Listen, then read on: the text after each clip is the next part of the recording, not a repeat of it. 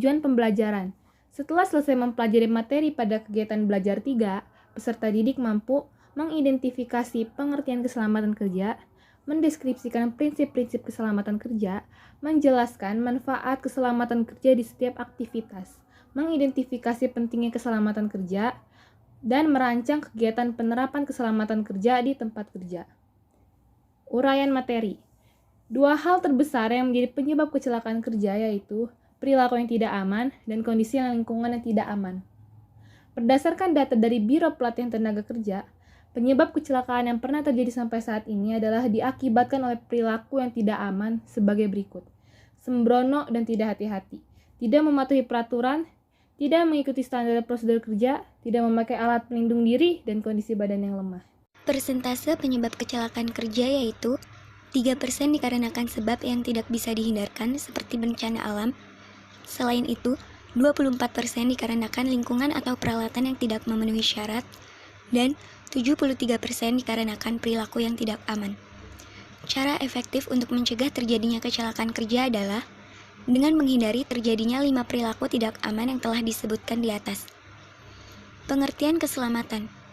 Menurut Kamus Umum Bahasa Indonesia, selamat adalah terhindar dari bahaya, tidak mendapat gangguan, dan sehat tidak kurang suatu apapun. Beberapa adalah pengertian tentang keselamatan.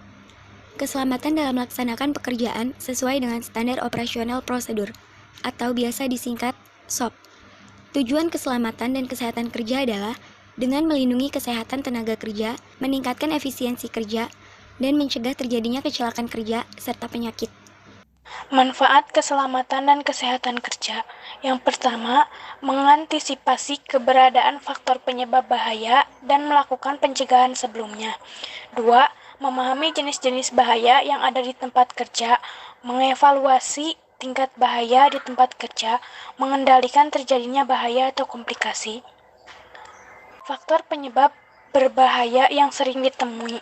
Bahaya jenis kimia, terhirup atau terjadinya kontak antar kulit dengan cairan metal, cairan non-metal, hidrokarbon dan abu, gas, uap steam, asap, dan embun yang beracun. Bahaya jenis fisika, lingkungan yang bertemperatur panas dingin, lingkungan yang beradiasi pengion dan non-pengion, bising, vibrasi, dan tekanan udara yang tidak normal.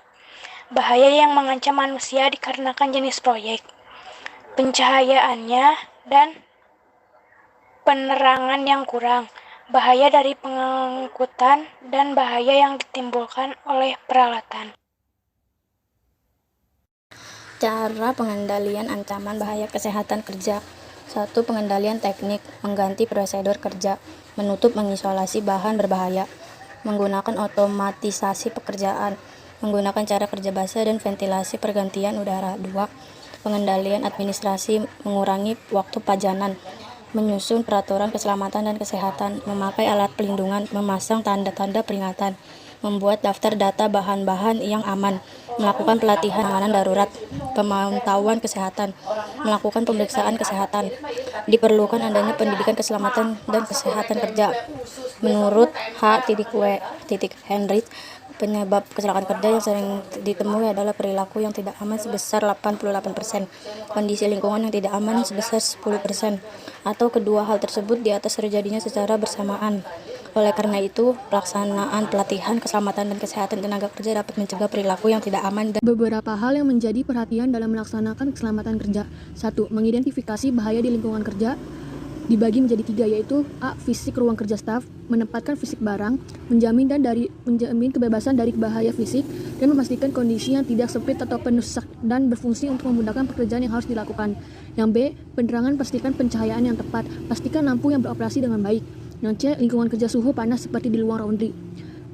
Terus yang kedua, mengidentifikasi bahaya atau risiko kerja. Yang A, paparan elemen. Ini adalah kekhawatiran di mana ada staf yang bekerja di luar rumah, di sekitar kolam renang, atau sebagai staf lapangan.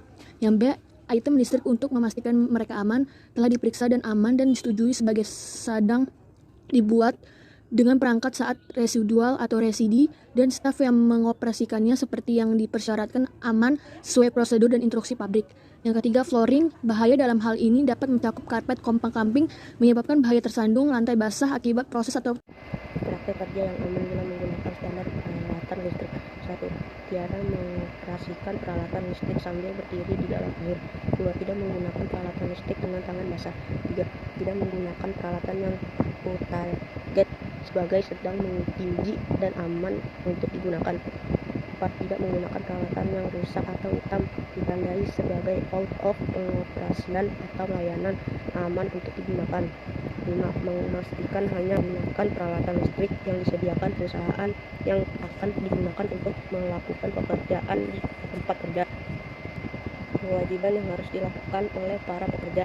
1. Bekerja dengan cara memastikan keselamatan pribadi dan keselamatan orang lain, termasuk rekan dan atau pelanggan. 2. Menggunakan peralatan keselamatan sesuai dengan para pekerja. 1. Bekerja dengan cara memastikan keselamatan pribadi dan keselamatan orang lain, termasuk rekan dan atau pelanggan. 2. Menggunakan peralatan keselamatan sesuai dengan instruktur pabrik atau petunjuk atau pelatihan karyawan. 3. Mengikuti semua praktek dengan memperhatikan prosedur kesehatan dan keselamatan kerja dan sesuai dengan persyaratan.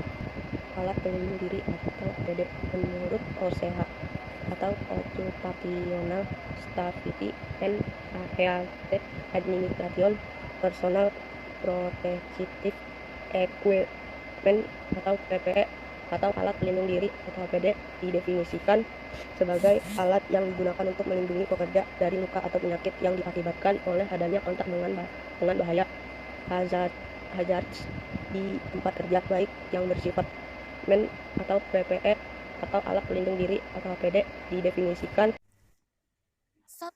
Dasar hukum yang mewajibkan pentingnya alat pelindung diri adalah Undang-Undang Nomor 1 Tahun 1970 tentang Keselamatan Kerja. A. Pasal 3 ayat 1 butir F.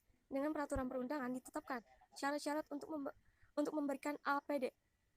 Pasal 9 ayat 1 butir C. Pengurus diwajibkan menunjukkan dan menjelaskan pada tiap tenaga kerja baru tentang APD. Pasal 12 butir B. Dengan peraturan perundangan dan atau tenaga kerja untuk memakai APD. D. Pasal 14 butir C. Pengurus diwajibkan menyediakan APD secara cuma-cuma. Kiat membudayakan keselamatan di tempat kerja. Kiat membudayakan keselamatan di tempat kerja seringkali menjadi momok bahwa membudayakan keselamatan kerja adalah sesuatu yang sulit. Semuanya bisa menjadi sederhana bila tempat kerja Anda pimpin dengan nilai-nilai keamanan yang benar dan memimpinnya dengan tips membudayakan keselamatan kerja. Pertama, desain area kerja yang aman. Di area kerja terdapat banyak peralatan dimulai dari peralatan yang canggih. 2. Menjaga kebersihan area kerja. Sebab area kerja yang bersih adalah wilayah kerja yang aman dan sehat. Pada area kerja yang bersih, bahaya tersingkirkan.